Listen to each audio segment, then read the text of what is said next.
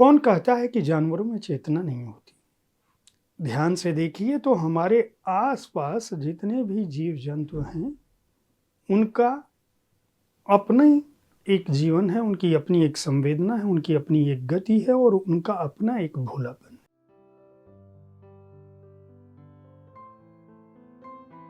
आप देख रहे हैं साहित्य तक, मैं हूं जयप्रकाश पांडे। साहित्य तक के बुक कैफे के एक दिन एक किताबें कार्यक्रम में मैं जिस किताब के साथ उपस्थित हूं उसका नाम है बंकू। अमित तिवारी की यह पुस्तक है। जैसा कि इसके आवरण से पता है, बंकू की कहानी एक कुत्ते की कहानी है। उस कुत्ते की कहानी जिसे इसके पात्रों ने बचपन में सड़क से उठाया था। उस जमाने में, जिस जमाने में सभी को आप सबको अपना बचपन याद होगा, सामान्य तौर पर हमारे आसपास बहुत सारे जानवर, विशेषकर बिल्ली,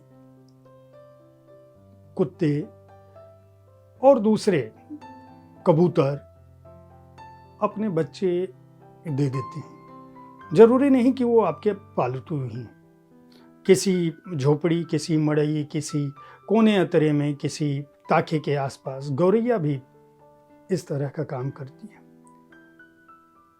ऐसे ही दो दोस्तों की नजर दो पिल्लों पर पड़ी, एक काला और एक सफेद। वे कूं कूं कूं कूं कर रहे थे। उनका फुदकना, उनका उछलना, उनका कूदना जारी था। ये बच्चे, उनमें से एक दिन नजर पड़ी, दूसरा कुत्ता मर चुका था। सर्दियों का मौसम था। उनमें से एक को घर ले गए। उसका नाम रखा बंकू। बंकू का उठना, बैठना, घूमना फिरना, उसका सौंदर्य, परिवार के प्रति संरक्षा का उसका भाव और पड़ोसियों से उसके प्रेम की जो गति है, जो उसकी भाषा है, वह सब कुछ बहुत ही मार्मिक ढंग से अमित तिवारी ने इस उपन्यास में दर्ज किया है। कहने को ये उपन्यास है, लेकिन ये एक सच्ची घटना है और मुझे लगता है कि ऐसी घटनाओं से हमारे पाठक वर्ग में, हमारे श्रोता जो देख रहे हैं, उनमें अधिकांश लोग गुजरे होंगे जो कस्बाई जीवन को जी रहे हैं, या जो गांवी जीवन को जी रहे हैं, या जो मध्य जनसंख्या वाले शहरों में रह रहे हैं। ये बच्चे उठा लाते हैं। फिर बंकू किस तरह से भूख के मारे कूं कूं करता है, उसके बाद किस तरह से वह घूमना शुरू करता है, किस तरह से उसके दोस्त बनते हैं, किस तरह से एक कुतिया उसके प्यार में पड़ती है जिससे उसकी दोस्ती होती है। ये सारी घटनाएं इसके अंदर दर्ज हैं। फिर अचानक क्या होता है, बंकू के ऊपर कुछ कुत्ते हमला कर देते हैं और वो बंकू जो अपने साहस के लिए, जो अपनी खूबसूरती के लिए, जो अपनी तेज गति के चलते, जो अपनी दमदार आवाज़ के चलते पूरे मोहल्ले का प्यारा था, वो चोटिल होने के बाद किस तरह से उपेक्षा का शिकार होने लगता है। जिस घर में उसको पाला गया था, उस घर में भले ही उसको प्यार मिलता है, लेकिन जो पड़ोसी कभी उस पर जान छिड़कते थे और वो किसी के घर, वो उसको कभी लगा ही नहीं बंकू को कि वो किसी एक परिवार का या एक घर का पालतू है। वह जब मोहल्ले में जाता है, उन लोगों के बीच जो उसे प्यार करते हैं वो उसे दुत्कारने लगते हैं, जो उसके चोटिल होने के चलते। और फिर बंकू भाग जाता है। भागता है, किस तरह से उसे दूसरे इलाके के कुत्ते दौड़ाते हैं, किस तरह से एक सूअर उसको मिलता है, किस तरह से रास्ते में एक बकरी मेमना मिलता है, किस तरह से वो एक गाय के जो खटाल है वहाँ पे जाता है, वो वहाँ रहता है, 2-3 दिन रहता है और फिर धीरे धीरे उसका घाव किस तरह से भरता है, वहाँ एक सांप आता है। इस तरह से पूरी कथा जो हमारे आसपास के जीव जंतु और वो जानवर या पक्षी या पशु जो अमूमन घरों के आसपास रहते हैं, उनकी संवेदना, उनकी चेतना, उनका मार्मिक जो विवरण है वह अमित तिवारी ने बंकू के बहाने इस पुस्तक में लिखा है।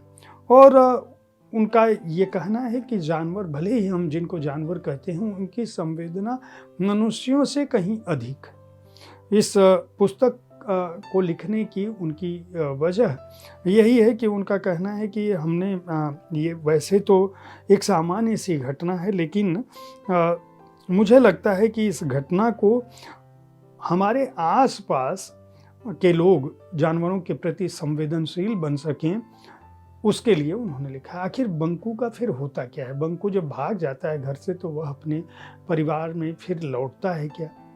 हालांकि मैं पहले ही बता दूं वो लौटता है, लेकिन जितने सहज ढंग से, जिस तरह से मैंने ये बात कही, यह उपन्यास दरअसल अमित तिवारी का उतना ही नहीं है, यह उससे कहीं अधिक है।